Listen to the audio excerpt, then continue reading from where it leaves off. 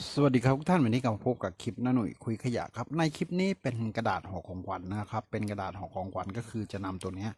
มาทำเป็นห่อของขวัญบรรจุใส่ของนะครับผมก็คือจะใช้เป็นลักษณะของภูมิปัญญาชาวบ้านเก่านะครับก็คือห่อขนมใส่ไส้นะครับซึ่งเป็นใบตองครับทีนี้เราจะนำกระดาษมาก็ห่อเป็นของฝากของชำร่วยแก่คนที่เราจะให้นะครับก็คือใช้ตัวกระดาษ ห่อครับผมโอเคครับติดตามชมนะครับจากกระดาษห่อของขวัญครับผม